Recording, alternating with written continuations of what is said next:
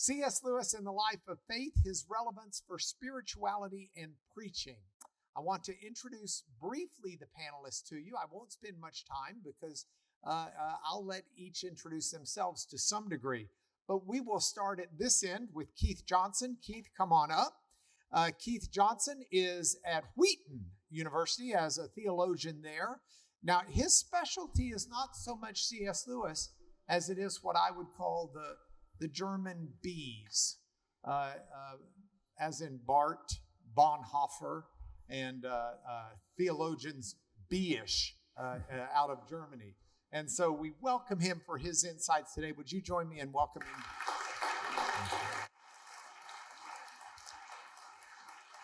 And at this end, I'll put Colin Hansen. Colin Hansen comes to us. He teaches at Beeson, but Colin's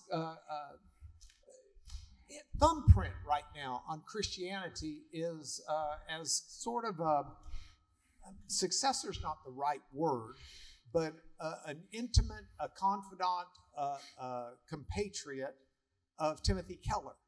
And with Timothy graduating from this life, he's as close as you're going to get to Timothy Keller in thought and theology and ideas.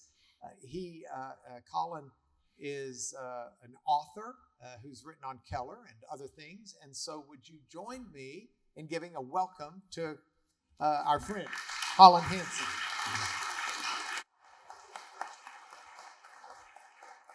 And next we've got Carolyn Weber.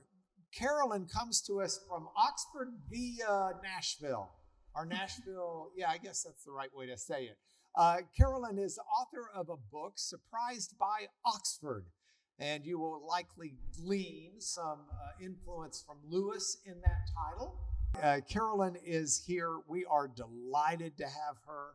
And I ask you to give her a warm welcome as well.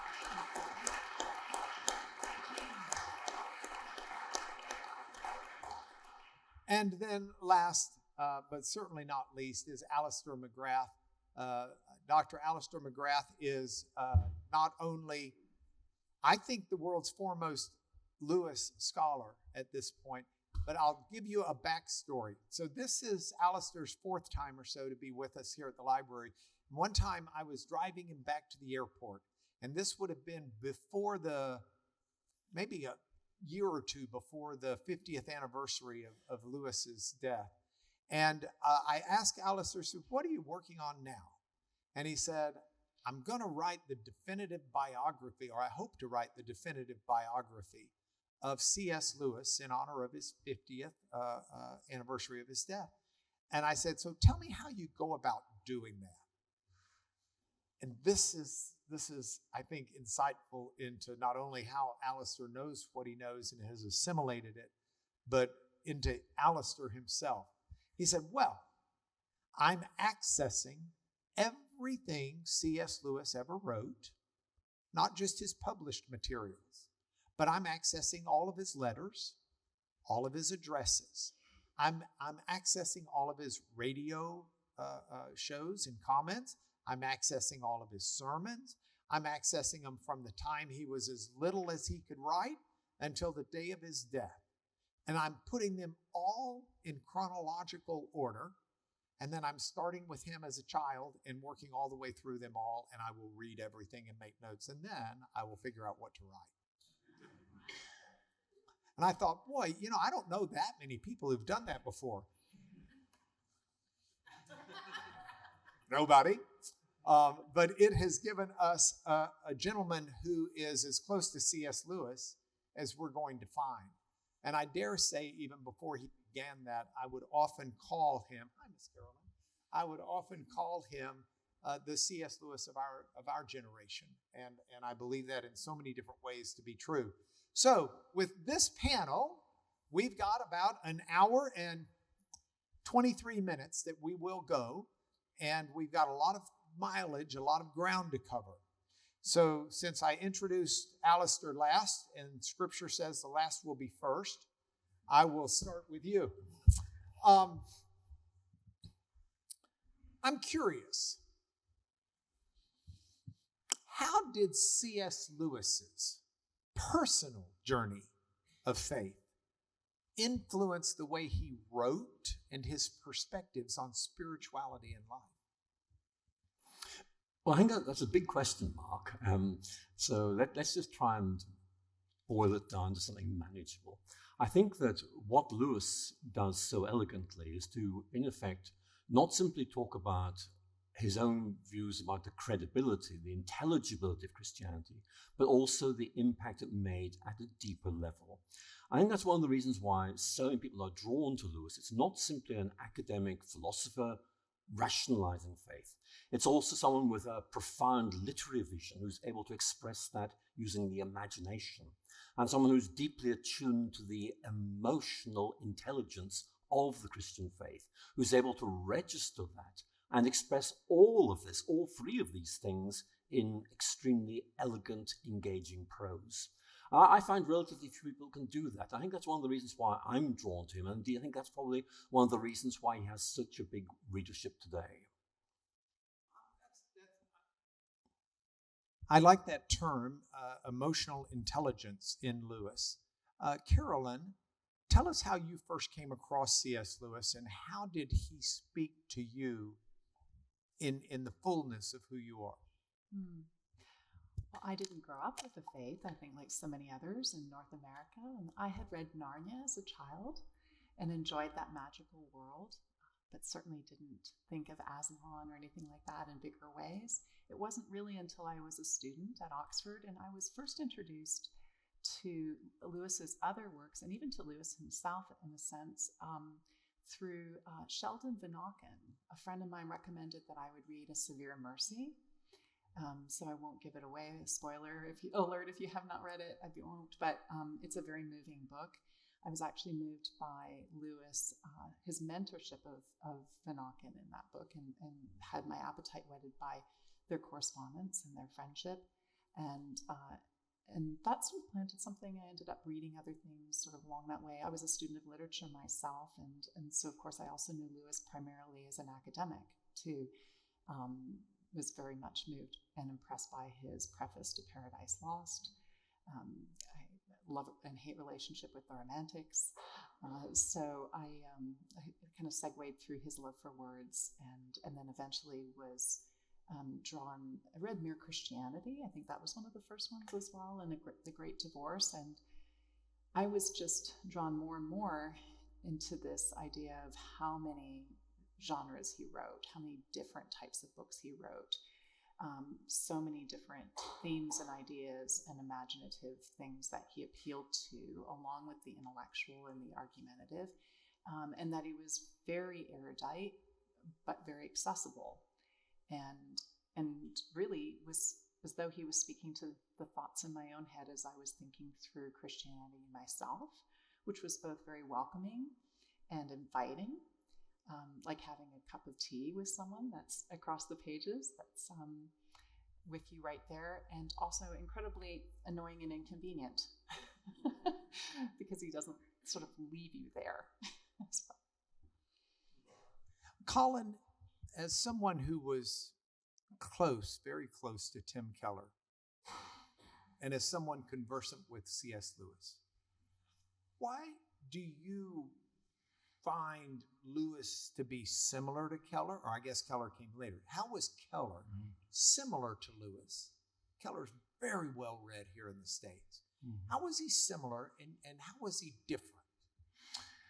Well, the differences, I think, in some ways are a little bit more obvious. Tim Keller had done some work in the academy, but most of what we know of him is as a pastor, of course, and that's not what Lewis was. Beyond that, of course, many of us were introduced to Lewis, as I was in third grade, reading through the Chronicles of Narnia. So that was not Tim's.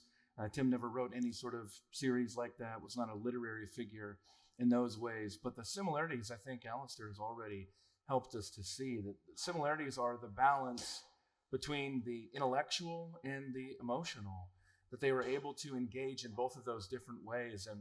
And one of the ways that I often will communicate about Tim, his pedagogy, how he would teach, is very much what so many of us experience with C.S. Lewis. Tim would say that when he would begin his preaching, if you weren't taking notes, he was failing. because he was trying to communicate information to you. He was trying to help you to understand something that you didn't know. But by the end, if you were still taking notes, then he had also failed, because he was trying to usher you that space from your head to your heart, and ultimately from your head to your heart to your hands to do something with it. And so when you go back to the very beginning of Tim's life, and when he wrote The Reason for God, which came at age 57, came much later, but you can see this banner over his whole life, which is that the Christian faith is both intellectually credible and also existentially satisfying. That was something he saw there even as a young convert, brand new convert in 1970, and he first started reading C.S. Lewis and everything there, and you could see why he was attracted to Lewis, because Lewis is probably our preeminent example of the person who would bring together the intellect and the heart and engage them in those ways. Yeah, the emotional intelligence that Alister was referencing is certainly there. I'm going to come back, Alister, to you in a moment and ask you to give your thoughts about what Colin has said vis-a-vis Tim Keller and Lewis, but also what I'm now going to ask Keith, and I want your reaction to that as well. Keith, where would you find distinctions and where would you find similarities between Lewis and the works of Bonhoeffer and Barth? Yeah, good. Because and I may engage with you on this point as well. So, yeah, I'll start with Barth. Karl Barth, if you're not familiar with him, he's a deeply influential theologian in the 20th century. He was born in Switzerland and grew up there, but then he ended up studying in Germany. And the defining moment of his life, which was similar to Lewis, was World War I. One of the crisis of World War I, although he didn't participate because he was Swiss. When his teachers, who were German, who had taught him theology and had immersed him in what had been the Protestant liberal tradition, when they turned to support the German cause in the war, he found that deeply disturbing. And he particularly found it disturbing that they were using their religious ideology to support that war. And that led him to a deep disillusionment with our interior lives, our experiences of God. He was very cautious about linking any sort of interior spiritual insight with knowledge of God and with your pursuit of God, because he worried that would inevitably lead to the kind of thing he saw his teachers doing, which was using their experience of God and this theology they had developed to endorse their own political aims. And so from that same event, whereas Lewis took a trajectory coming out of Great Britain and appealed to emotional intelligence, drew from literature, and made connections with everyday experiences, which is why many of us love him so much. He connects with us at a deep level. Barth was deeply suspicious of those kind of moves. And so he, in an equally imaginative way, developed an academic theology that sought to show that our knowledge of God comes from the outside. It speaks against our inner longings. It confronts us in our fallenness and gives us something new from the outside. And he ordered that around Jesus. And it's a deeply imaginative way of thinking, and it was deeply influential for a period of time in continental Europe and around the world. But it has a little different trajectory than what Lewis himself took. So I haven't read Barth in quite a while, and I haven't read Bonhoeffer in probably quite a while as well. I first came across Bonhoeffer as a high school kid reading The Cost of Discipleship. Was really blown away by the concept of don't talk about cheap grace because it costs God everything.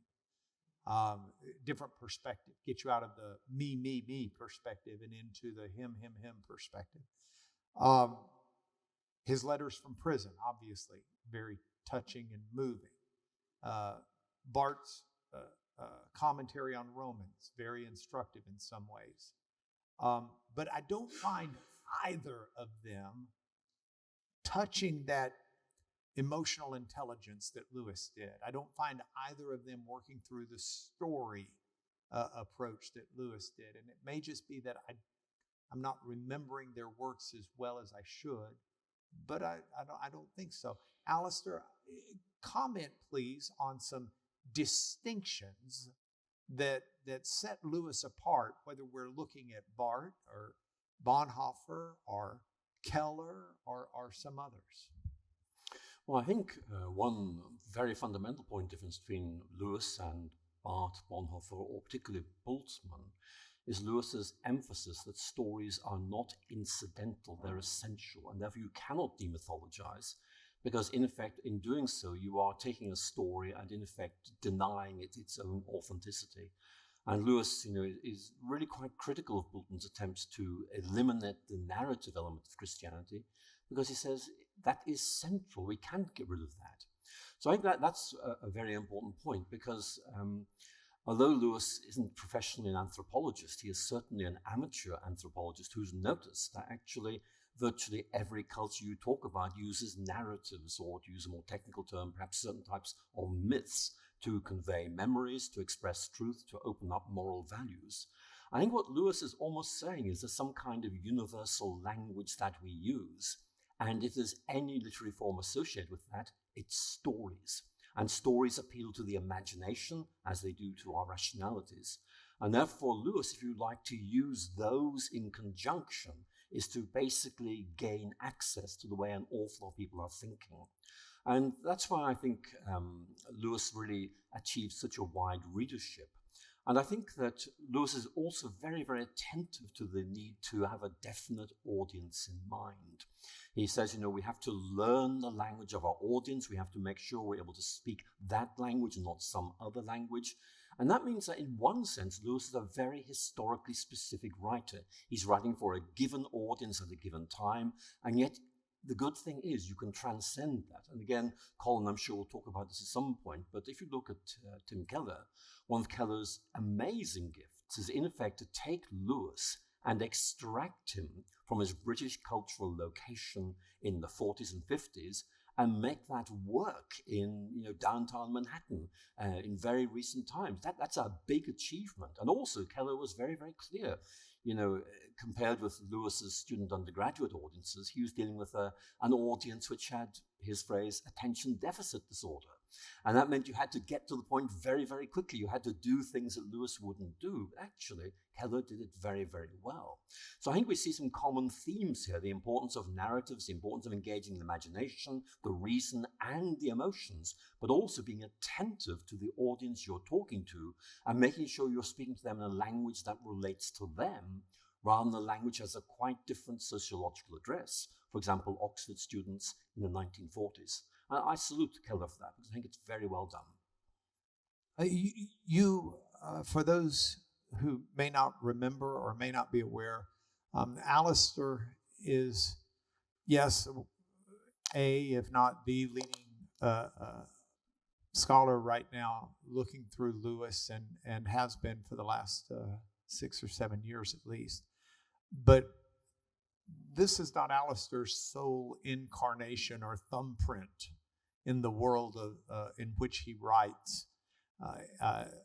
His book on the history of theology, or books, but one that I'm thinking of in particular, really, really good. He's written on so many different areas.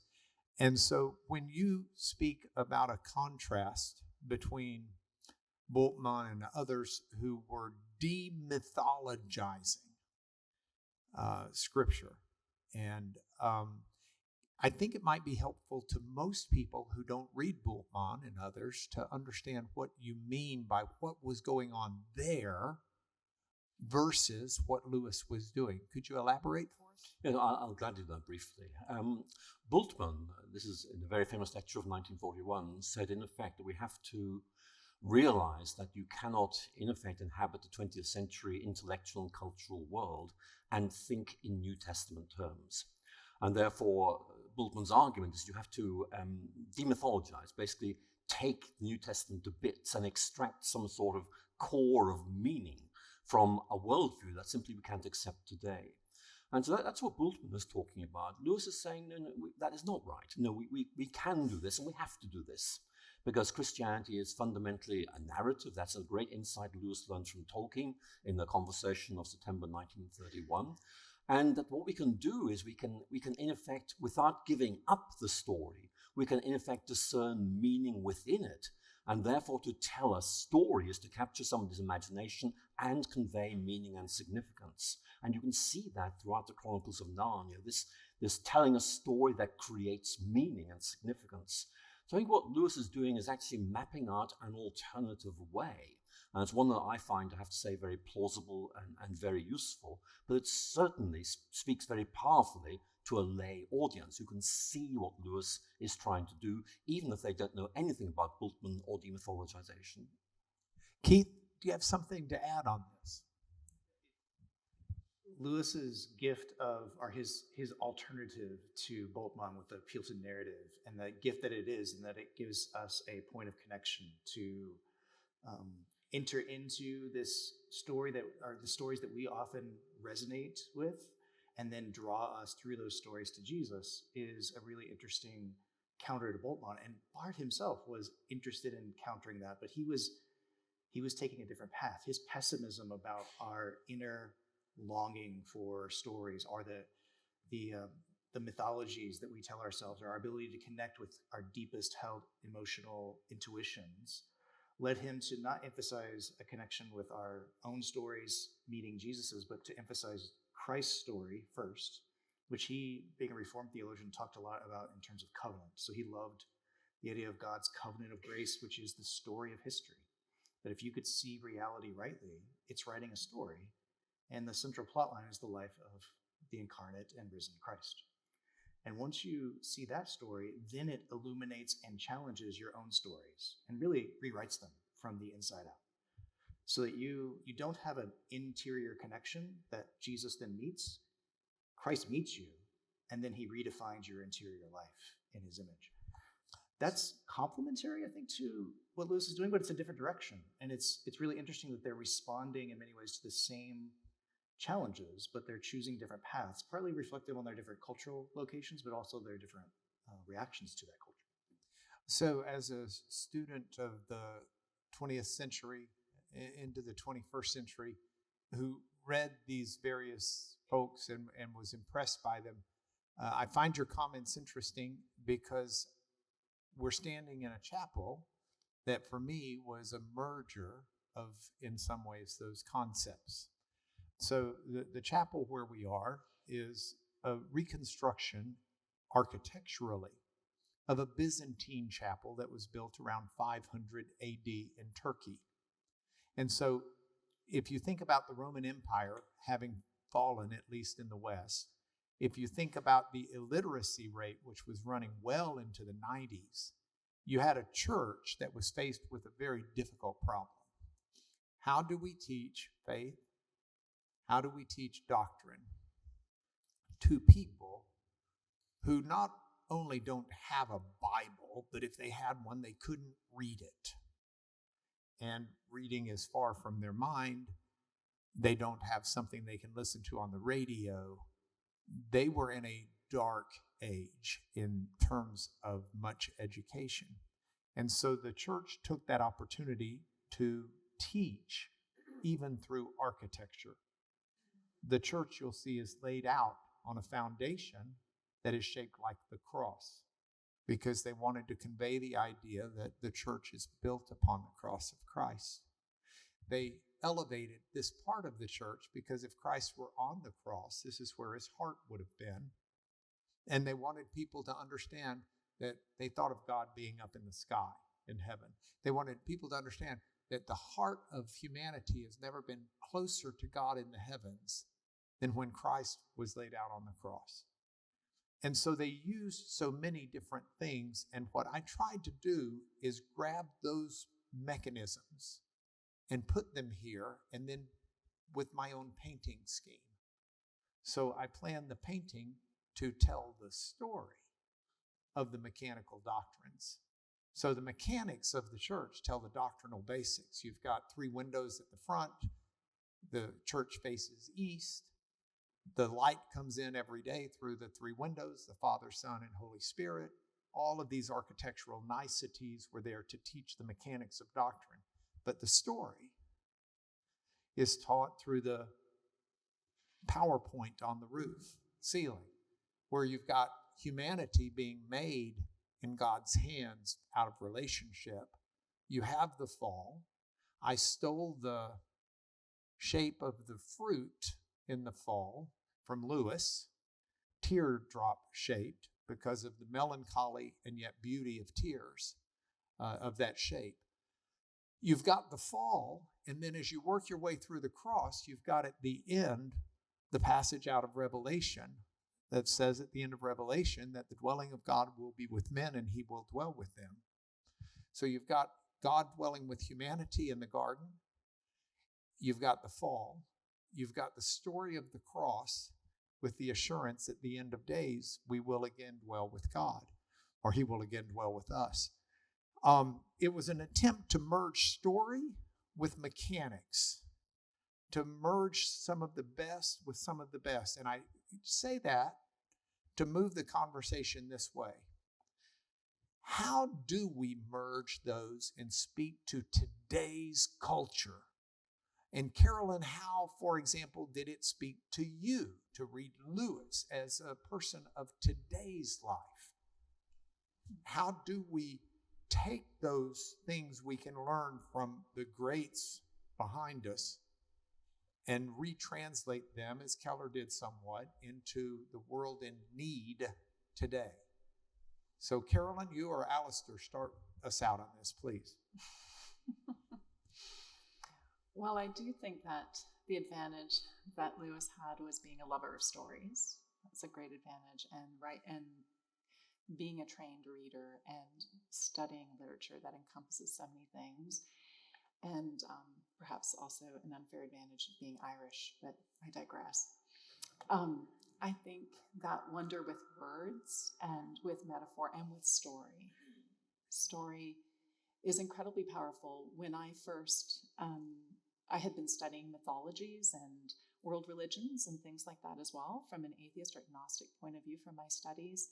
And so I basically initially just read the Bible from cover to cover because I was going to use it as fodder to attack my Christian friends.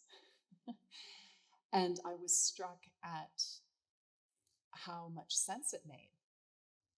Actually, just at the end of Genesis, how much sense it made. The post-lapsarian world, the pre-lapsarian world, that as it unrolled and unfurled throughout from Genesis to Revelation, it was a story overall that made sense. Christianity actually was a comprehensive view and a logical view and a rational view, but also an imaginative view. And within that overarching story, there were also all sorts of other stories in which I saw facets of myself and everybody else I recognize, and we all fit in there in some way, shape, or form. And the power of story that, Madeleine L'Engle said that Jesus wasn't a theologian, he was a storyteller, that he meets people where they're at. Parables are like metaphors, right? The word made flesh is a metaphor. That there are things in which that run deep for us, the good dreams that we recognize because of the power of story. And because story, I think, also allows us a sense of belonging and meaning, as well as an invitation or a questions. Invite us, start with a quest for a reason. And I was moved as a student by the questions that Jesus asked me, the questions that run throughout the Bible, the questions that are there in Genesis. After the fall, where are you? God asks Adam and Eve. It's not that, he had gone anywhere. We had. Who do you say I am? What do you want? Do you want to be healed? Do you love me? These are really important questions to answer. No answer is an answer. And I was struck then, even in my own research, of how people rate as more compassionate after simply reading a list of metaphors than they did beforehand, right? That the Lord comes to us as a baby in a book. I think that there's ways in which, however we encompass that language, that metaphor, sometimes through architecture, sometimes through music, sometimes through art, sometimes through words themselves, all those things are a form of language, and he knows our own love language, and he'll give us each our own name on a white stone in Revelation that only he and I will know, and each of us. We have a place in that. And so I think why, as a student, and why it's still so relevant to us today, for students as well, for any of us today, is we, especially 20th century on, the story has imploded. We don't think there is one. We're not met where we're at. And I think after reading Lewis, I realized that everything I read, and since then, everything I have read, continues to only just point me to the glory of God. Doesn't matter if it's a tragedy or a comedy, written by a Christian, not written by a Christian, whatever. It's still like Bonhoeffer says, right? There's written word and then there's the holy word, and there's always going to be a difference. There's something different.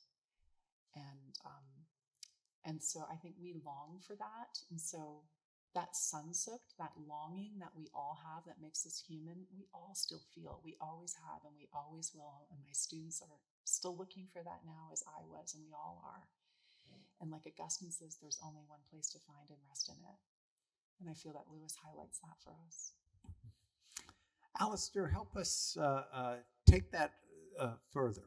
How do we integrate the mechanics of exegesis, of Bible study, of working through the text? How do we integrate that into the stories, the emotional intelligence? How do we bring Lewis to bear? What would Lewis be writing if he were writing today? Maybe that's a good question. Well, I think it's a very good question, and I wish I knew the answer. But I can answer your question a different way. And the way I answer it is this. When I first discovered Lewis, I was a rationalist. In other words, I had a very rational understanding of what Christianity was. It's all about making sense of things. And Lewis really helped me to realize Christianity makes wonderful sense of things. That beautiful quote at the end of his article is theology, poetry. You know, I believe in Christianity, I believe the sun has risen. And it's beautiful the way he opens up a very rich metaphor. As I stayed with Lewis and read more and more Lewis over the many years that followed, I began to realize that Lewis had not simply, if I can put it like this, wrote better than I did, but actually he also had a much richer vision of Christianity. And so your question, how do we begin to bring these things together? One of the best ways is by reading somebody who does. And so what I found myself doing was immersing myself in Lewis and discovering here was somebody who was affirming a little bit of my understanding of Christianity, but saying to me, there's a lot more for you to discover. And because I trusted Lewis, I allowed him to take me into this dangerous world of the emotions, of the imagination, and actually discovering this didn't just make sense. Actually, it's there in Scripture, and more importantly, because as I began to realize how important apologetics was, this was part of the apologetic vision you could nourish and articulate. So if you like, Lewis was not simply helpful to me in strengthening my faith, he became a gateway to a deeper vision of faith. And so I would say there are lots of people who can do that for you. In my case, it was Lewis. And I struck it lucky, I guess. But the really important thing is that we need mentors. What I mean by that is people who are wise, who can affirm us for what we have achieved, but still say to us, there is more you need to discover. You've got to go deeper. And so I think the answer to your question is not we need sort of a reason, emotions, imaginations 101.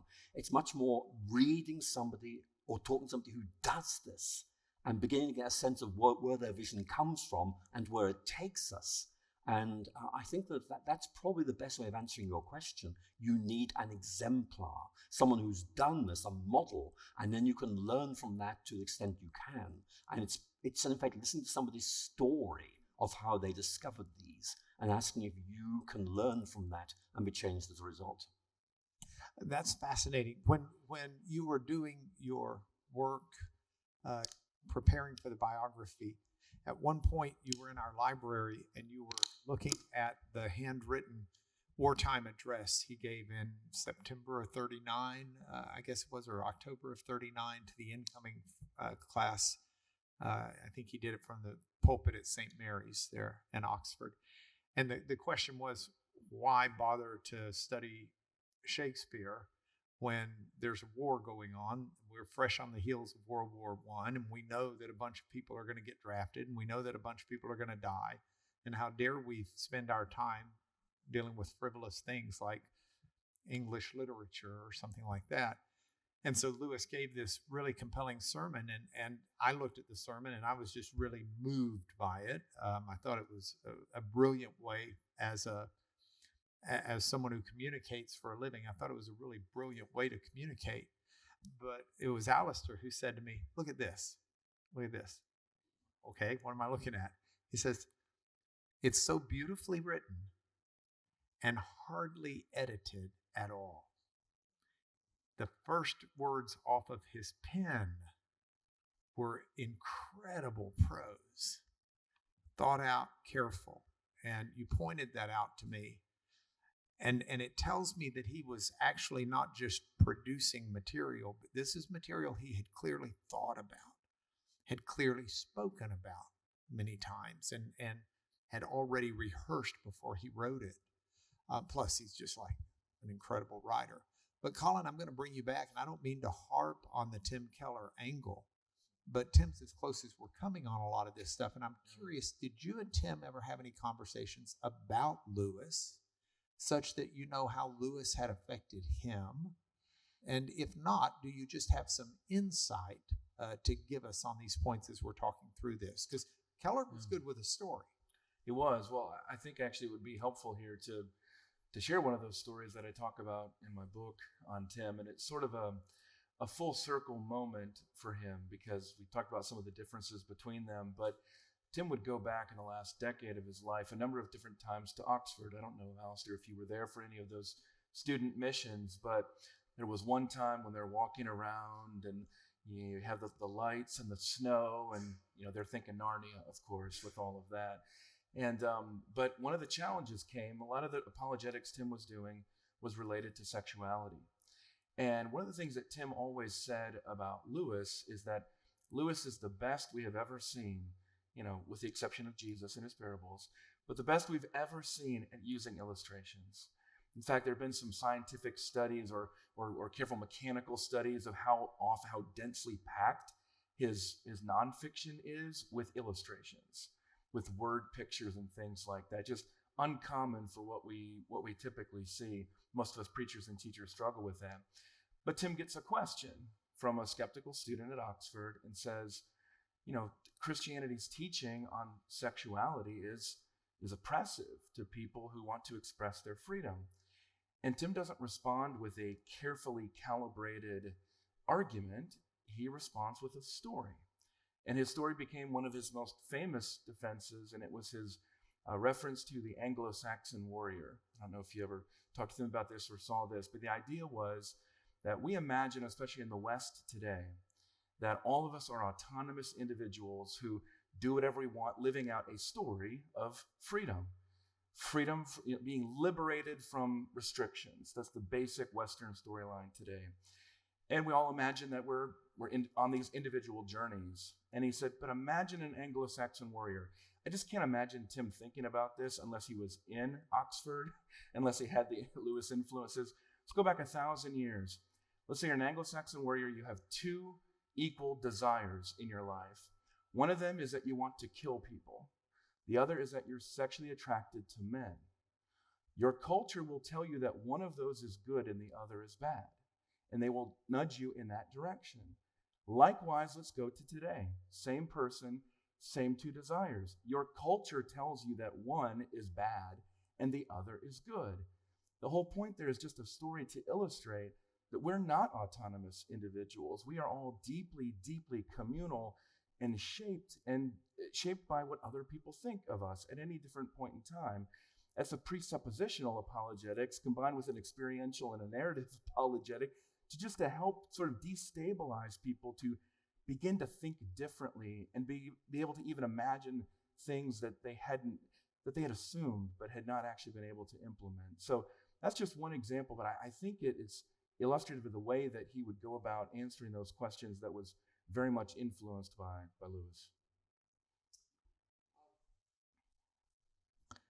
Keith, you've written a book, Theology, as discipleship. Now, theology is not something I generally think about as story. It's something I tend to think about more as a mental discipline. And that's probably my shortcoming. But explain your idea behind this book, because I find it fascinating and I want to link it up with the way Lewis wrote. Theology as discipleship. Yeah, there are so many connections that we could draw with our previous comments and that train of thought. If we think of ourselves today, we live a story. We are defining ourselves in light of a character we identify with. It's often handed to us and it's unreflective. So most of us think of ourselves, whether we know it or not, as consumers. We like to exercise our free choice at stores. We exercise our choice on what we do on our phones, and we're constantly being shaped by the choices we make, and I want to buy this and not that. If you think of freedom rather as not a choice, but as a claiming of an identity. I am a Christian. I identify with this. I am someone, and then your choices have become limited, but also opened up. I'm a Christian, therefore I live like this. This is kind of what this building is doing. When you walk in, you're entering into a story. I am shaped by this story. Theology, as a discipline at its best, is giving us the language to make that free appropriation, saying, I am a person. I'm a human being who is speaking, thinking, reasoning about the Word of God himself, the Logos, Jesus Christ, Theologos, words about God, the revelation of God. And that is very much an embodied, ongoing life. So my students, often when they come to theology class, they have a perception of theology that it's either going to make you an arrogant know-it-all, or it's going to somehow cause you to lose your faith. They've often been warned by people that the more you learn, the more risky your faith will be. And they come to college with these stories of people who go to college or go learn theology and then lose their faith. But what if the story of theology, the very discipline itself, is a journey of learning how to narrate what it really means to be a Christian? Well, that is what the discipline is. It's learning how to take ideas and concepts and words and claims and freely say, this is the way I order my life. This is the way I order my language. I'm claiming who I am. And part of that means taking some ways I've thought about God and casting them aside and replacing them with other ways that I'm learning from people from different ages, different times, different places. And that's the discipline of an ongoing journey. As I think of theology that way, it's less of a possessing of knowledge and protecting it. It's more of an ongoing process of a pilgrimage, of searching the ways of God alongside God's people. What's interesting is that's a narrative, that's a story. We're on a journey with the church, trying to figure out who we are, and we're claiming, I want to be what they are. I want to be part of this story. And you're no longer a consumer, you're a fellow pilgrim claiming, I'm one of them. Theology viewed that way is not a possession. You don't become arrogant, you become more humble. You don't become powerful, you actually become weak because you're often receiving. Your proper posture is, give me more. I want to learn. You're willing to be changed. Your desire is transformation, not ownership. All right, so as I think about what you're saying and I plug it into the train of thought we already had, there was a somewhat groundbreaking book published by George Lakoff and Mark Johnson in it's been 20 plus years ago. Metaphors We Live By.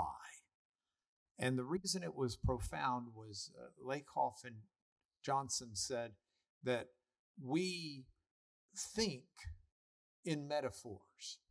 Metaphors shape our brain. And so our language is peppered with metaphors, to use a food metaphor. We feast upon metaphors. Military metaphors are rampant in our language. We talk about defending your position in an argument. We talk about attacking someone. We talk about shielding your children from the media. We talk about, fortress of your whatever.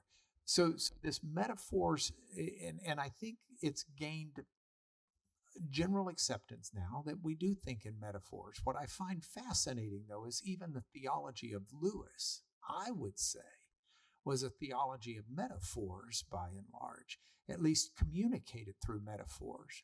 Would you agree, Alister? And if so, give us some examples. Well, I would agree, although I want to amplify that to explain why I agree with it. That book you mentioned is very, very influential. And one of the reasons it is influential is, in effect, it's tapping into something that's obvious when you see it, but you haven't seen it. And once you see it, then you see things afresh. You read the New Testament in a new way because you suddenly realize that these are metaphors that are rich. And one of the points they make in that book is that actually metaphors require digestion. And the process of digestion results in internalization. So actually you learn more from wrestling with a metaphor than you do with a purely propositional statement. And so that I think is very, very rich. Lewis uses visual imagery all the time. It seems to be the way he writes. When Lewis says, I see, he doesn't mean I get it. It's really, I visualize this. My imagination's coming into play, and metaphors stimulate that. They invite you to compare. They invite you to unpack. They, in effect, launch you on a journey of exploration as you begin to open things up. And it's non-threatening because you are genuinely looking at these things. And Lewis is doing that. And I think he does it very, very well, but he doesn't name it. He doesn't say, we're now going to look at the implications of using metaphors. It's much more using them. By using them, and you find yourself engaging with them, retrospectively you say, now I see what he was doing. But actually, at the time, you don't think that because you're caught up in the story he's telling, the metaphors he uses. You're actually inhabiting it. And then later you'll step back from it and reflect on what he's been doing with you. And you'll think, that was well done. Maybe I could do the same. So what I'd want to say is that Lewis is both a metaphorical thinker in that sense, but actually he is almost like inviting us to enter into this way of thinking about our world and see if we could use it ourselves. And so for me, you get more out of reading a New Testament like this, looking at Paul's soteriological metaphors. That enriches that. But also, it just means that your preaching becomes richer because you become aware of how you can, in fact, help people to grasp and hold on to and unpack these very rich ideas, which, of course, is what Lewis is doing himself.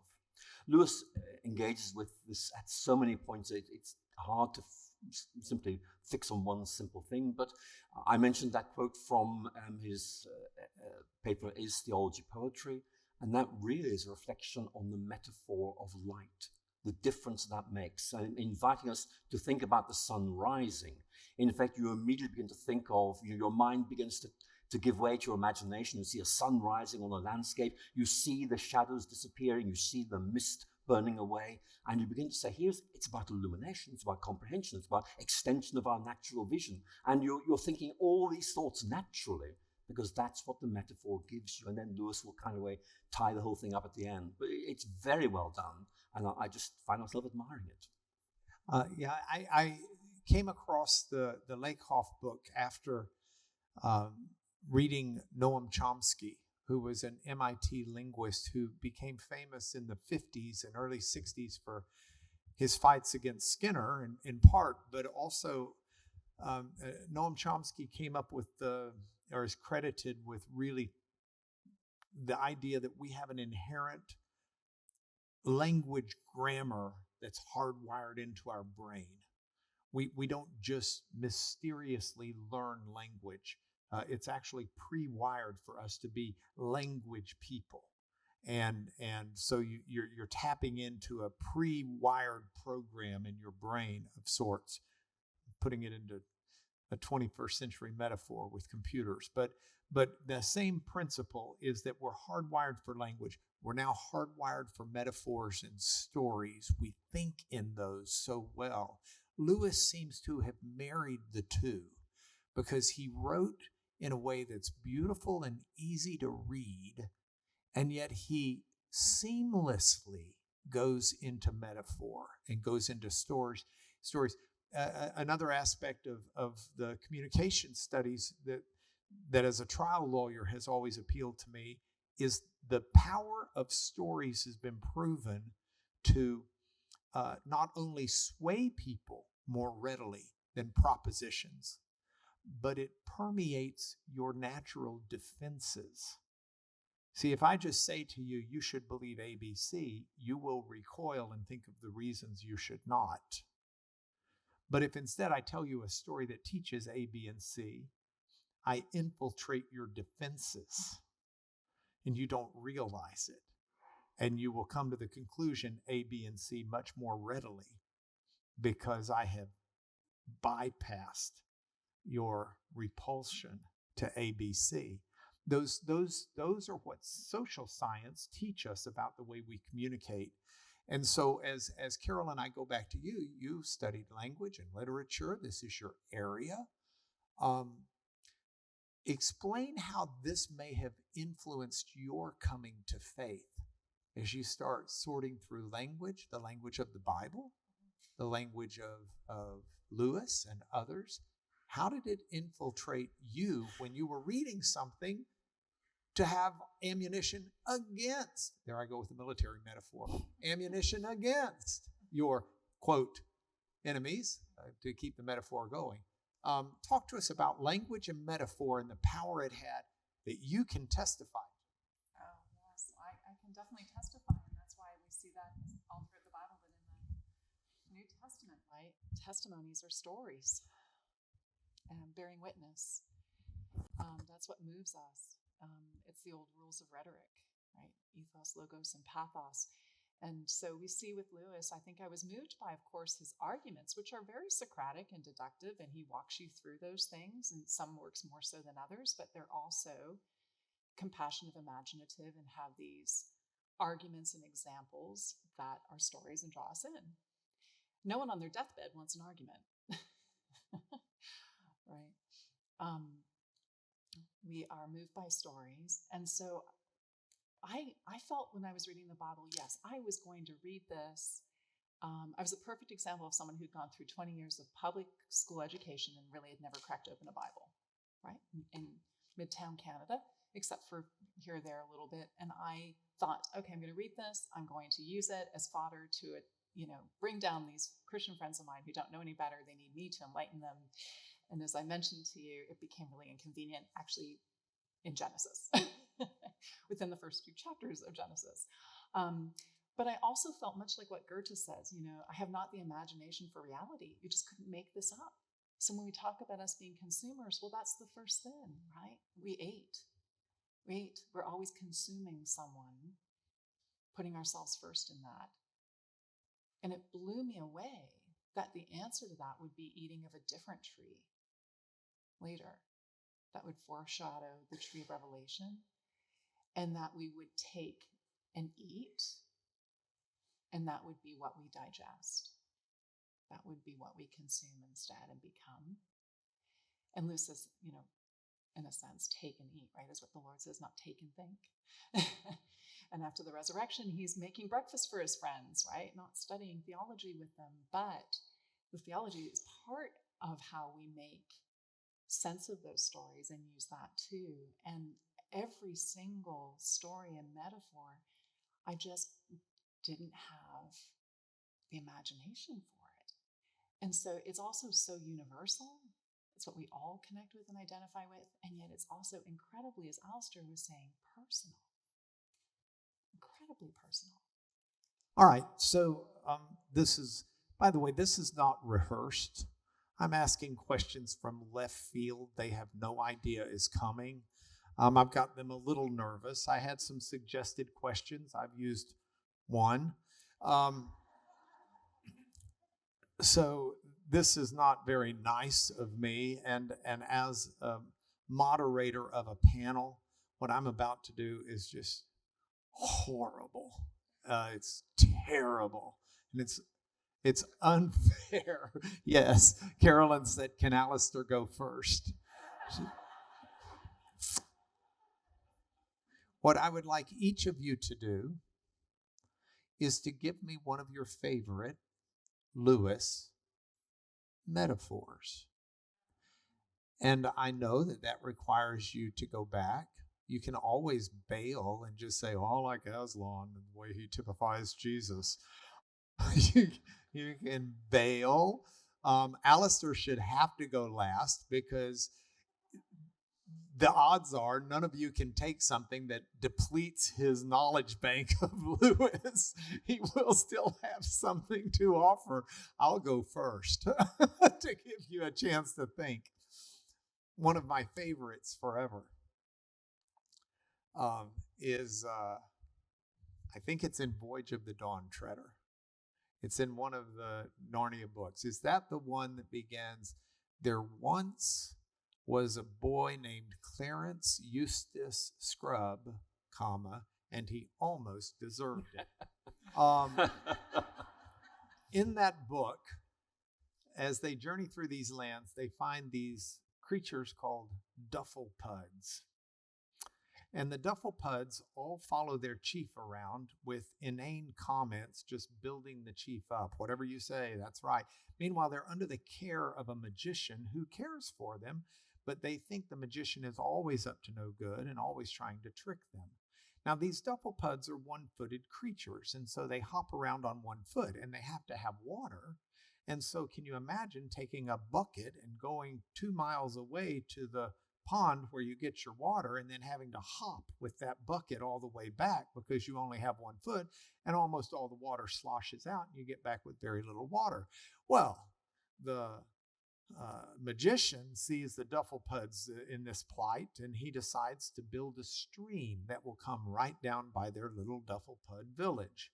And so all they have to do is just scoop the water out of the stream and they've got it without all of the hopping and sloshing that would happen. But they knew that that magician was up to no good. And they knew that that magician was secretly trying to do something destructive to them. So not to be fooled, they didn't take that water. They still hopped 2 miles up the road to the pond and hopped 2 miles back. And the metaphor there, at least to me as I read that as a late teenage boy, was that's me with God. And God tells me, I'm going to give you something that will clearly help you and tell you, hey, go get your water from right here. This is what's going to be best for you. And for some reason, in my fallen state, like a Dufflepud, I think he's actually trying to trick me. And I know better than God, and I'm going to jump 2 miles away with my bucket of water and come sloshing it all back.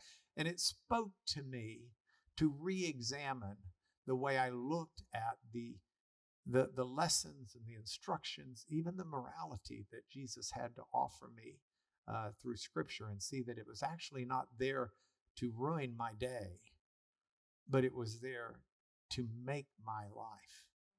And that was one that grabbed me. But with that, it's dealer's choice. Y'all decide who's going next, and Alister can go last, and as we would say, back clean up. I'll do one, and then I'll kick it to Alister to explain. It's the same book there with the scales of skin, like dragon skin that you can't claw off, right? That also explain. Yeah, why don't you explain? You can explain that one better than I. That's just the one that comes to mind. Again, I'll defer to you. You can explain that one. But the same book, right? Yeah, that's the one that stands out to me. I did to you guys. Before Alister fixes all of this for all of us, exactly. Carolyn, would you like to? Oh gosh, there's so many. I mean, I don't know how many times I've said to my children when they're squabbling, and they blame the other one. How did you just sell your sibling out for sweets? But my littlest one, I didn't get any sweets. I love them in so many of the stories, but I also love how he uses them in more of the essays as well.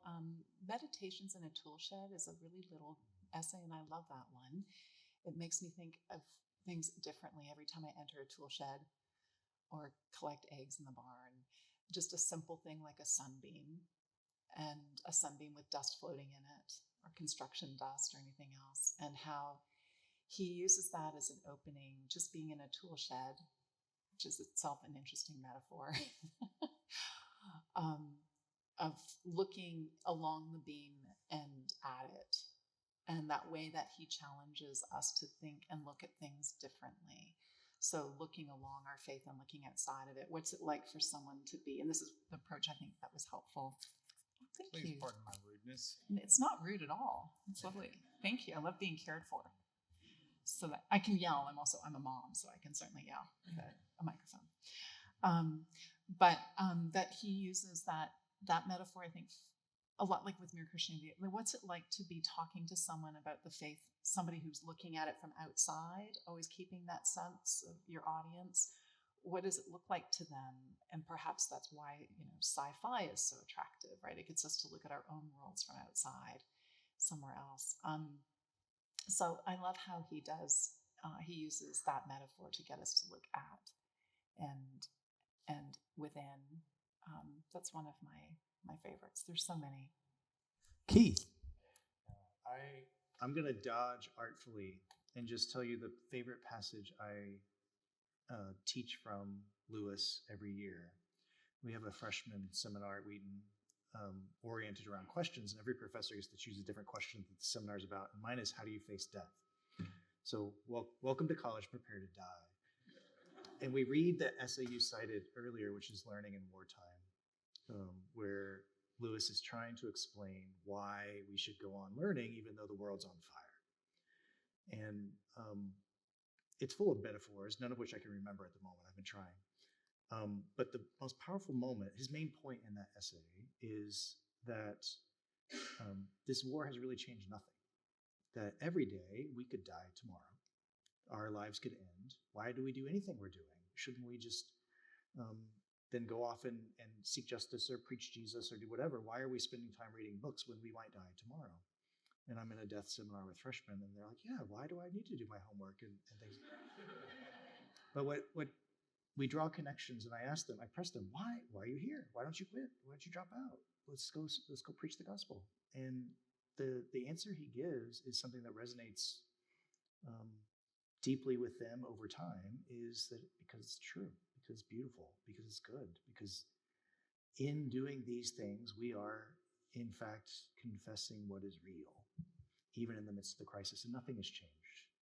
We could all die tomorrow, and the world is on fire, and yet there's something beautiful and true in doing what we do in the midst of it, which is a powerful way to begin a life of learning, and gives you that kind of posture of wonder. It's not a metaphor, but it could be applied in many metaphorical ways. And I'm sure I'll think of a really great Lewis metaphor right after this panel's over. So check with me about 3:35. Yeah, we can put that into a metaphor. All right, Alister. Alister will explain the metaphor that Colin identified, but the price is I give one of my own as well. That's all right. So Colin's right. This is one of the most powerful metaphors in Lewis. It's this Eustace, who's portrayed in terms you are clearly meant to dislike him. He is greedy, he's nasty, self-centered.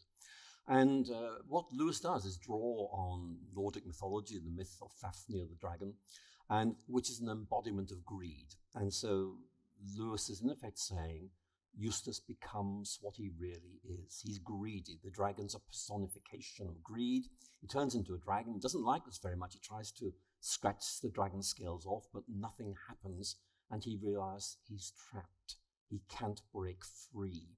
And then Aslan appears, scratches the skin off, puts him in a deep well, and he's washed. So it's a very powerful narrative. It is very dramatic, but the key point is you suddenly visualize what sin is. It's something that traps you. Wittgenstein said, we're held captive by a picture, or for Lewis, you're held captive by a false desire. And you can't break free of it, so somebody else has to do it. So we begin to think about the idea of redemption is Aslan or Christ doing something for us that we cannot do, and the result is transformation.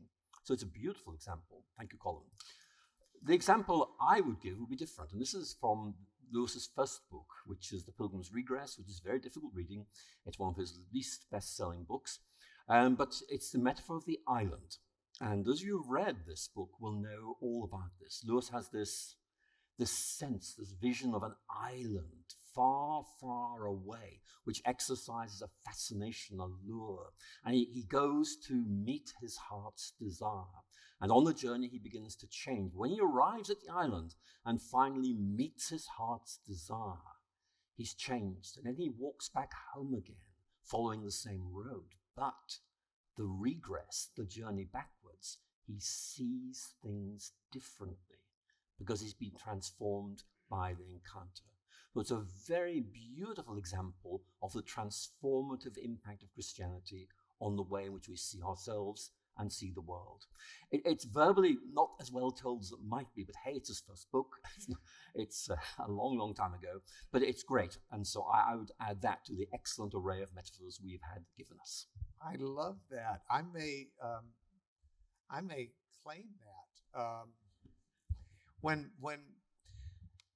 When we put the alabaster in the windows of the chapel, the alabaster comes from an alabaster mine in Spain.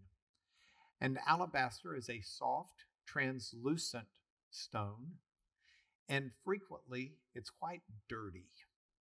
It's got within the alabaster itself veins of dirt.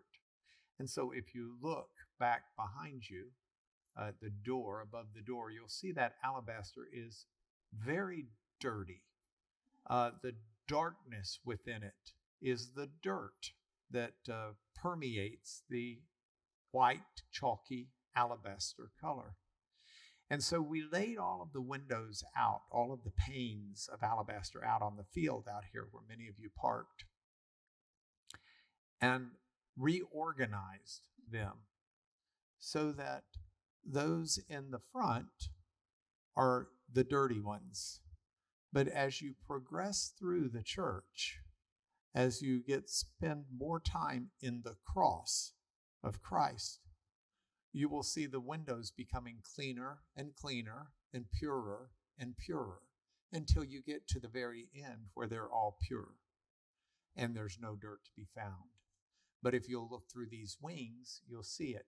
And that's now going to be told in reference to Lewis and Pilgrim's Regress, that you'll notice as you leave that you see it differently than you did when you came in because you've been washed. Yeah, we like that. Yeah, I got a metaphor now. Look out. All right, we've got about 20 minutes left. So here's what I'd like to do with this time. I got on an AI engine, an artificial intelligence engine, and I asked it this question. What would Alister McGrath likely say to C.S. Lewis if they met? Now, Alister, before he became Mr. Theologian, Mr. knows this stuff, teaches this stuff, writes in this stuff, his first doctorate was in science. It was... you have a doctorate in molecular biology. He worked his way through theology school as a molecular biologist. So I was really interested to see what he might say here. And here's what ChatGPT says Alister would likely say to C.S. Lewis if they met. I'm going to read this, and I want Alister to comment on whether or not it's fair. But I would also like some comments from each of you on what you might say to C.S. Lewis, and you can't cop out and say, "Hey, I thought you died the day Kennedy did." You've got to come up with something more. As an AI language model, I can't predict with certainty what Alister McGrath would say to C.S. Lewis if they were to meet. However, given McGrath's deep admiration for Lewis as a fellow scholar and Christian apologist, it's possible he would express his gratitude for Lewis's profound influence on his own life and work. McGrath might also engage Lewis in discussions about theology, philosophy, and the challenges facing Christianity in the modern world. Given McGrath's expertise in science and religion, he might seek Lewis's insights on how to reconcile scientific advancements with Christian faith, a topic Lewis himself addressed in his writings. Furthermore, McGrath might express his appreciation for Lewis's ability to communicate complex theological concepts in a clear and accessible manner which has inspired countless individuals to explore their faith more deeply. Last sentence. Ultimately, McGrath's conversation with Lewis would likely be characterized by intellectual curiosity, mutual respect, and a shared commitment to exploring the truths of Christianity in a thoughtful and engaging way. That's what artificial intelligence says you would do, Alister, but I'd love to hear if you stumbled into C.S. Lewis, what dialogue you might have with him, and ditto for the rest of you. Well, I'll begin, and this is awfully depressing, but your artificial interlocutor seems to have got me right. Because the book I'm working on at the moment is for Oxford University Press. It's called C.S. Lewis on Science and Religion, which is what was in the second paragraph of that screed. I hope I would say other things to Lewis. I suspect we might reminisce about Northern Ireland and say, oh, it's gone to the dog, it's all gone wrong. But that is the way I feel about Lewis. I owe an awful lot to him.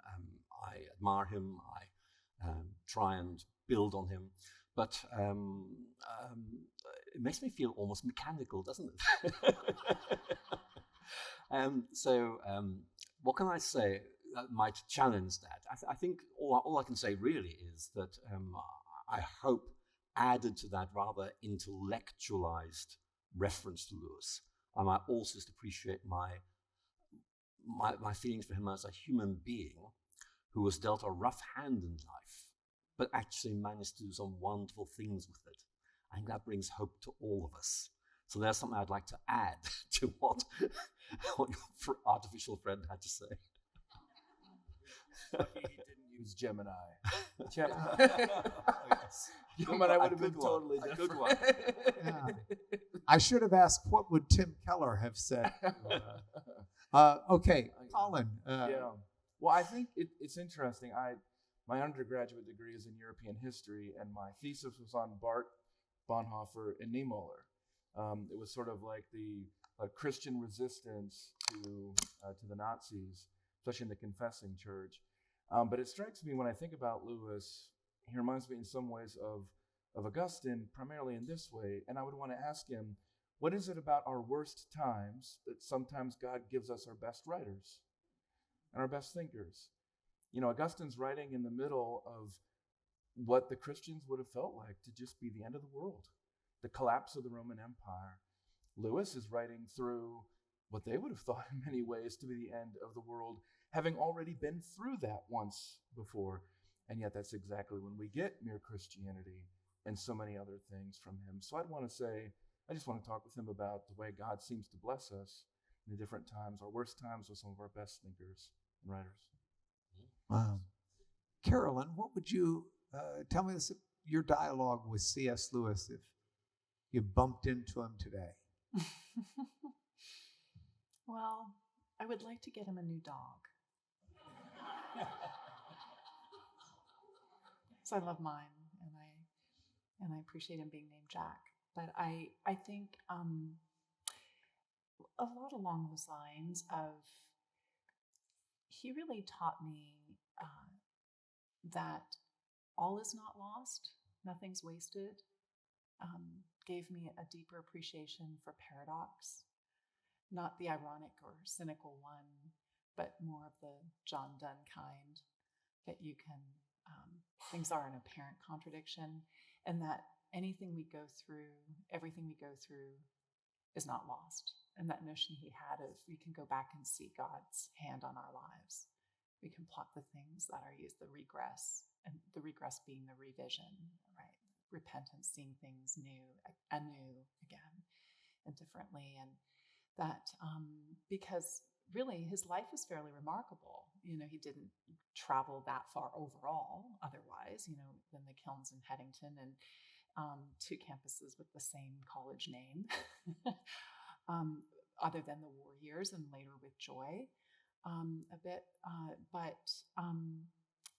But the way that he was shaped by the war, I mean, I'm so moved by Out of a Silent Planet when his first friend is killed and shot, by the rifle shot. And that being very much seems to me a description of what you would have endured, holding someone dying in the trenches or in the war years, and how that would be shaped to come back. We think of something like Chariots of Fire in that lost generation, but to come back, to go to war, lose everyone, and then come back with the weight of glory on your back and the responsibility and the survivor's guilt. And then to anticipate another war. I'm so moved by the BBC episode, the one that's still existent, where he talks about prayer and uses that as a place to open up to a world-weary, war-weary world. That is still us. That's always been us, where we think that God won't hear our prayers, doesn't hear our prayers, doesn't care. If you're going down in flames, literally in the airplane, where do those prayers go? No one hears them. They don't matter. And to challenge us again, like he did with the sunbeam in the tool shed, to think of time differently, to think of God's attention differently, to think about us being the only one with him. That challenge spatially as well, all those challenges metaphorically. So I think I would definitely thank him for challenging me in so many ways, and to have a nice walk with our dogs together, I think would be lovely. Keith. My colleague, Jeffrey Barbeau at Wheaton, is writing a book on Lewis as the last of the Romantics, as a deep reader of the Romantic tradition.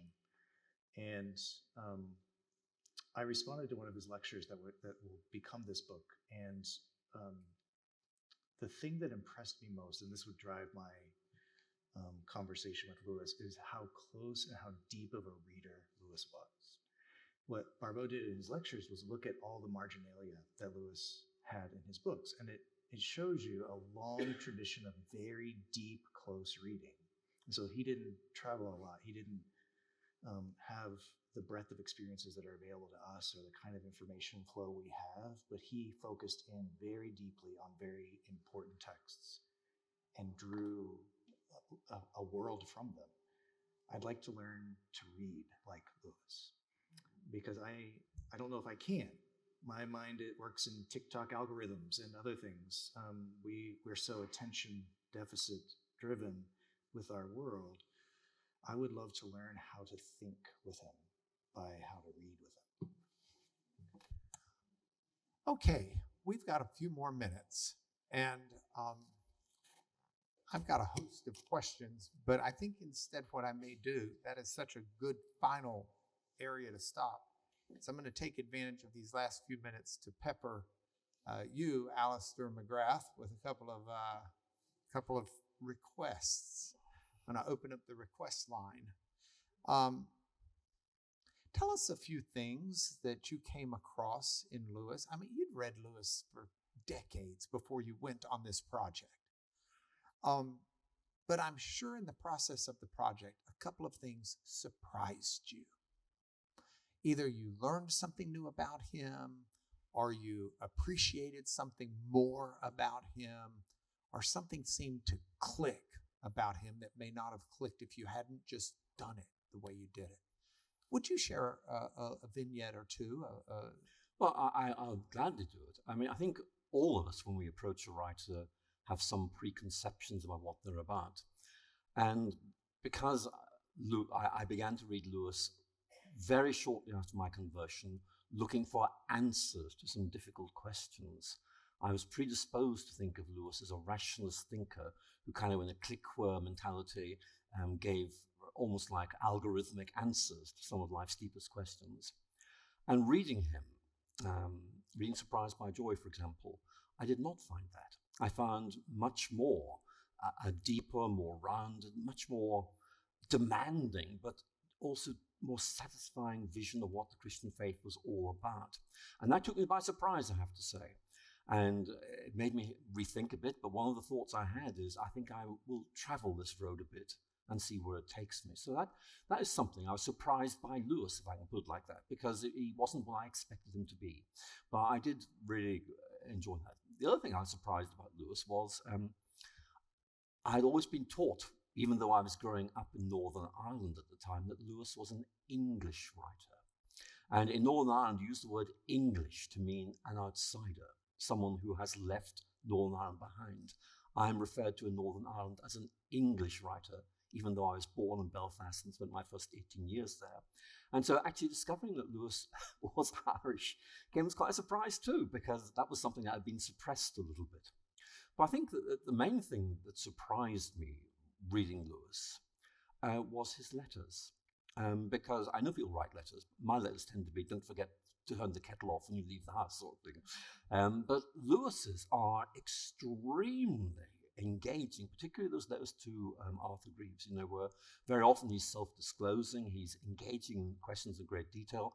If you read Surprised by Joy on the role that J.R. Tolkien played in his conversion, you will find a vague reference to helping him over the final stile. If you read the letter to Arthur Greaves, which is pages long, it's detail after detail of exactly what Tolkien said and the immense difference it made and why it was so crucially important. That surprised me, because in fact, in the letters you find Lewis very often talking in detail about things which are touched on but not gone into in detail in his other writings. So I think all I would say is Lewis repays reading, and there's an awful lot there to get stuck into. Oh, that's fantastic. Would you all join me in thanking our panelists today?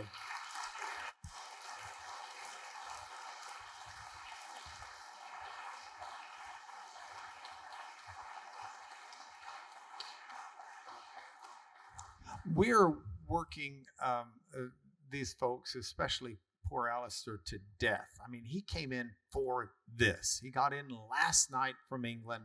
He will leave Sunday after church for England. He came in and we've got him wall to wall. So I want to get him some rest. So I'm going to beg you not to besiege him with questions at the end of this. He's an engaging person. He loves to speak, but it's not fair to him, and I want him to not have to be flown home on a cot. I will also tell you that he will be giving a public lecture tomorrow night.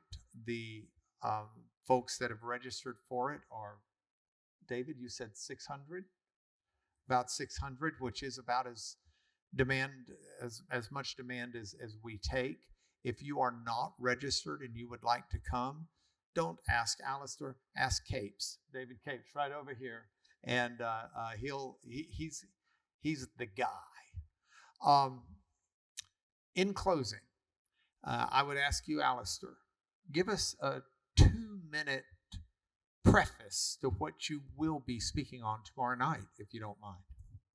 I'm going to talk about C.S. Lewis, which will not surprise you, but what I want to do is to reflect with you not simply on Lewis as someone who's able to engage public debates, capture the public imagination, but rather Lewis as a Christian and how he might help other Christians grow in their faith. So what we're doing really is talking about Lewis as a guide to the Christian life. What does Lewis say that might help us? And I'll be looking at a number of aspects of his thought and really just trying to unpack how he might help each of us grow in our faith. So it's a very simple, rather pastoral lecture in many ways. What I will say is that Lewis actually is very powerful as a spiritual guide, not simply as an apologist. I hope simply to tease out some themes that you might find helpful, and then we're having Q&A afterwards. Then, if you're there and feel I missed out on something, I'd be delighted to expand on that in the Q&A afterwards. I will warn you, if you're here, the Q&A will be a little different. Normally, it's write down your questions for Alister or for the speaker, but tomorrow night, the Q&A will be write down your question, and you can ask him either, Alister, what do you think? Or you can say, be C.S. Lewis and tell us what he thinks.